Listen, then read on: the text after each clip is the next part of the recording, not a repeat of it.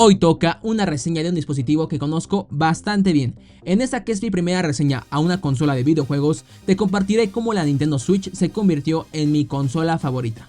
Quizá hoy en día la opción de compra sea la Nintendo Switch OLED, pero quizá te estés preguntando si vale la pena invertir tu dinero en esta Nintendo Switch.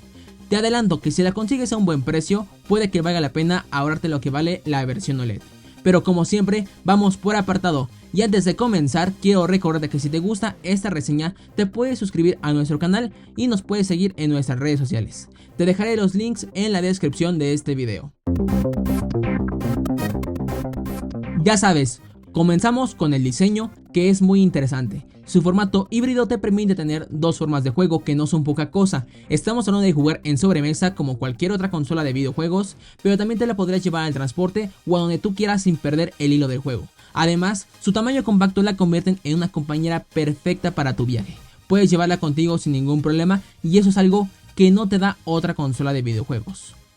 Una de las características más interesantes de su diseño es la capacidad de separar los Joy-Con, que básicamente son el control de una consola dividido en dos partes. Una solución un poco extraña, pero sin duda muy creativa. Justo esa es la palabra que puede definir el diseño de la Nintendo Switch. Regresando a los Joy-Con, puedes acoplarlos al Joy-Con Grip y jugar en modo sobremesa con la comodidad de un control estándar de videojuegos. Además, también no debemos olvidarnos de la base. Para conectarla en modo sobremesa es bastante sencillo, ya que contamos con un puerto USB-C en la consola y este se acopla a la base para transmitir la imagen a la pantalla. En general, en la base contamos con tres puertos USB. Uno de ellos es USB 3.0, además un conector USB-C para conectar la base a la corriente y un HDMI para conectar la base a la pantalla.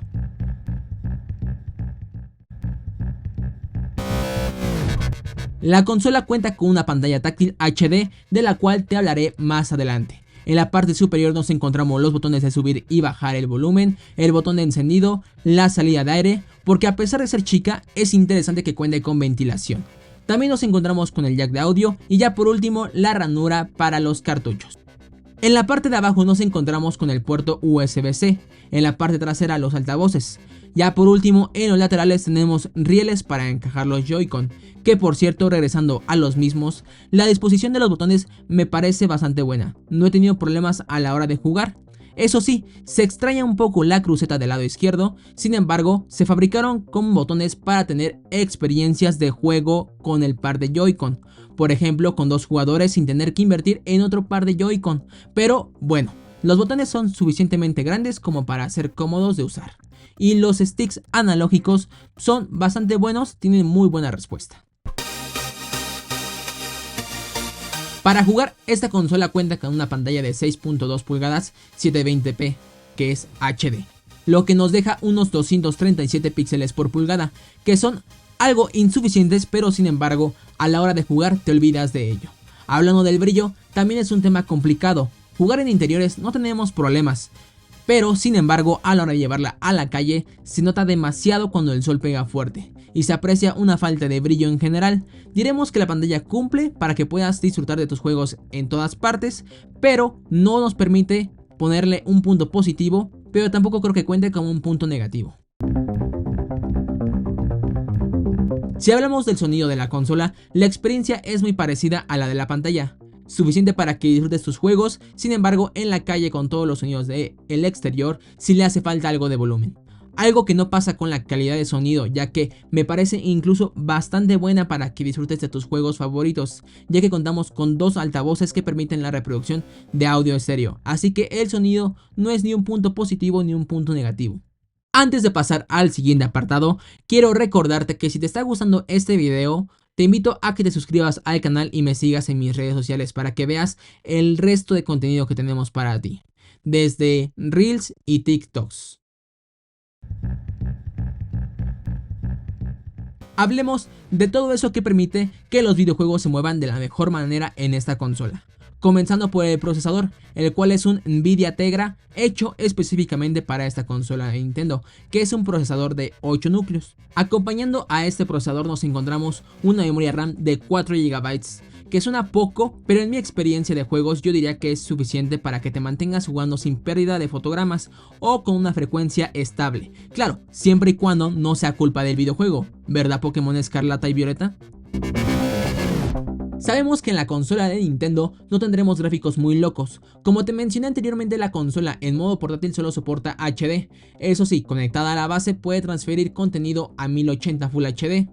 Al punto al que voy es que esta consola no está preparada para jugar a juegos muy pesados, por ejemplo los nuevos Resident Evil, entre otros muchos juegos. Y uno de los motivos es el procesador, que espero en las siguientes generaciones se vea un incremento en la potencia gráfica que sea considerable. Yo le pediría 1440p en modo sobremesa y 1080 en modo portátil para la siguiente generación. Sin embargo, para los juegos que nos tiene acostumbrados Nintendo, no tendrás problema a la hora de jugar juegos como Pokémon, Mario, Zelda, los Resident Evil 4 al 6. Eso sí, no entiendo cómo pueden tardar tanto en cargar los juegos Resident Evil 0 y el 1. Pésima experiencia, pero estoy seguro que tiene que ver más con la optimización de esos juegos. Otros agregados a la consola que debo mencionar son los sensores que tenemos para poder jugar juegos en movimiento. Entre ellos tenemos el acelerómetro y el giroscopio. Además, para conectarle un control o unos audífonos a la consola tenemos Bluetooth 4.1. Además, también comentar que el puerto USB-C de la consola es un puerto 3.1, lo que nos permite una muy buena velocidad de conexión. Quizá el Bluetooth 4.1 sea algo negativo, ya que si no mal recuerdo solo me permite conectar 3 dispositivos a la vez. Eso tomando en cuenta que ya solo los Joy-Con cuentan como 2, entonces sí es algo un poco limitado. Otro punto a mencionar es la memoria de la consola, que desafortunadamente solo cuenta con 32 GB de almacenamiento, que seguramente solamente te van a entrar un par de juegos y se acabó. Por ello, esta consola cuenta con una ranura micro SD para que puedas expandir tu memoria de hasta 2 TB. Pero sí tendrás que invertirle un poco más. Yo tengo una memoria de 256 y ya casi está al límite. Tampoco creo que tengas que invertir la gran cantidad de dinero en la mejor micro SD. Yo compré la más económica que encontré y me mueve los juegos bastante bien, para que lo tomes en cuenta.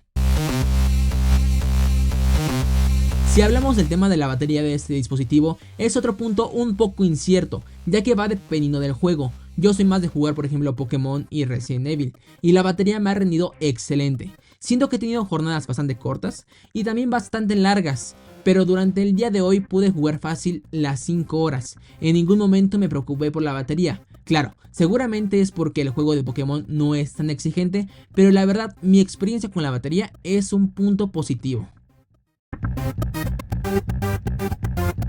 Todos los elementos que te acabo de comentar me han dado una experiencia de juego muy buena. Yo he sido usuario de la Nintendo DSi, de la 3DS y actualmente todavía cuento con la Nintendo 2DS XL, así que tengo bastante experiencia usando portátiles de Nintendo.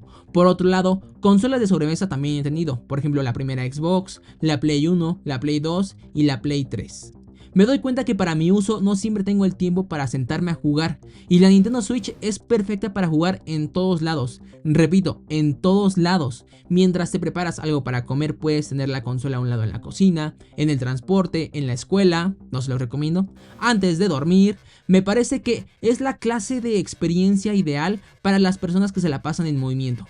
Y cuando quieres jugar en sobremesa, solo la tienes que colocar en su base. Es sumamente ágil y esa experiencia me parece un punto positivo, súper positivo.